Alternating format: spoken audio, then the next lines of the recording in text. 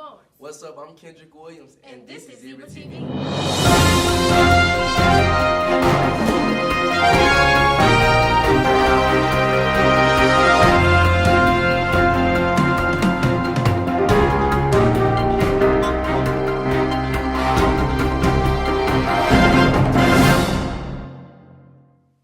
We are so elated to report that the Pine Bluff High School students generated 8,599 canned goods and non-perishable food items for this year's turkey court. Well, you know, the seniors came through with the win. Second place was the juniors, third place was the sophomores, and fourth place was the freshmen. Let's take a look at this year's turkey court.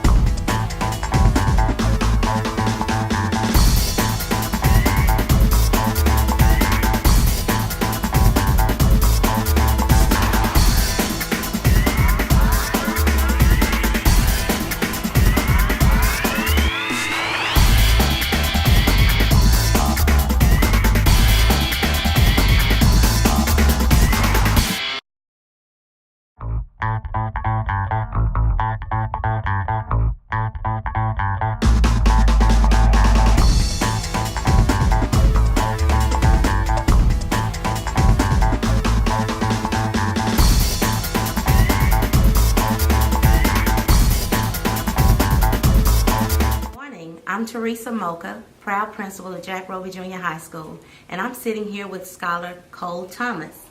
And we are excited this morning for the great things happening at Jack Roby Junior High School. This morning we received a check from dealers for $1,000 for the Shout Your School Out competition. It was a survey conducted in the community, and students, parents, teachers, and community members all had an opportunity to vote for and shout their school out. Out of 1,800 schools, we were one of 6 to be selected for this prestigious award. So we want to thank dealers, and we're going to use this money to invest in the future of our scholars here at Jack Roby.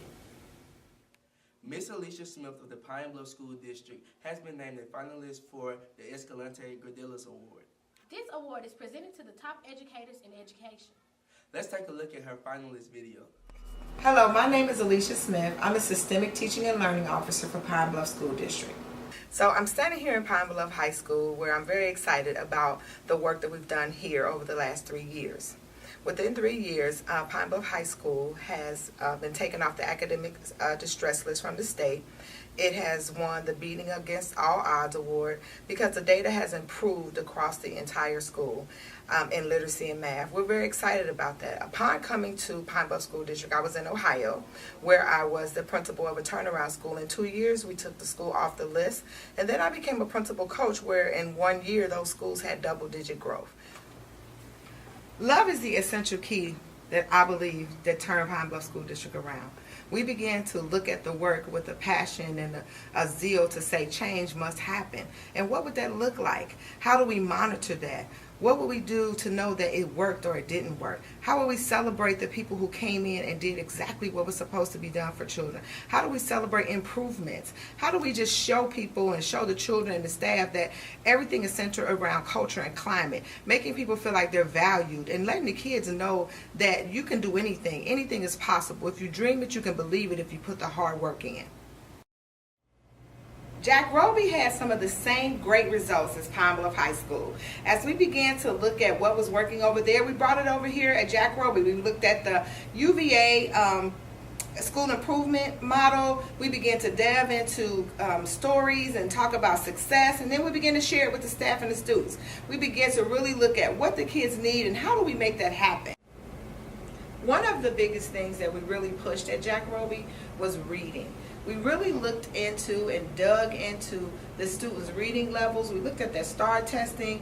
We talked about celebrating kids that were reading for 20 minutes or more a day. We created a log that they could take home to their parents. It was essential. And I know that part of their growth on the assessments that took us from an F to a C were because we helped children to fall in love with reading. Well, once again, we're at Bel Air Middle School, where they had great success with the standards and the work that we were doing at Jack Roby and Pine Bluff High. They had a few more barriers in which they went from a 6-7 school to a 5-6 school. So we had to begin to really look at things a little differently. So they went the first year, second year from a F to a D, but then the following year they were removed from the state's academic list. When I think about the 3 schools and Pine Bluff School District, what exudes out of my mind is love. We love the kids. When we look into their eyes, we want to make sure that we have given them the very best so that they can do what is necessary to be the very best in their lives. We really think about the passion, the drive, and all the excitement that it takes to get them to where they need to be, to love on them, to make sure that they have the materials that they need, to make sure that they're greeted with a smile every day, to take away all the excuses. So if you're hungry, we feed you. If you need some love and hugging on, you had a bad situation at home or something happened, we love on you, talk to you, but then you got to go to class. Because we need for you to be in there getting what you need so that you can become the very best that you can be. So love was the center of it all. Holding people accountable with love and support and understanding that we have to, without any reservation, do what's best for every child. All the scholars in Pine Bluff School District, not just one. Supporting all the teachers and making sure that they have what they need. That's what we're all about. That's what has changed the scope of the work here, that love and doing what's best for all parties to meet the needs of all of our students. The Mighty Zebras had an awesome season this year. However, it was cut short by Greenwood in the state championship game. We are the 6A champs of the East, and we are having a lot of returning players that are very good, so hopefully we will be there again next season. Let's take a look at season highlights.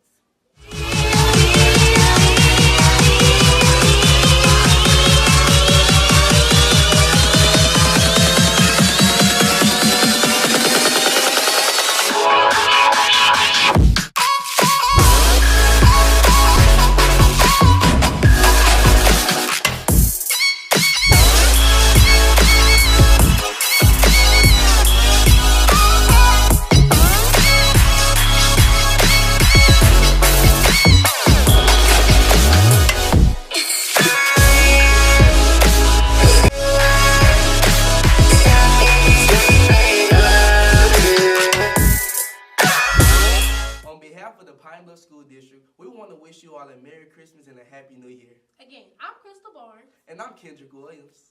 This is our final episode of 2017. Until next time, Z's. Later.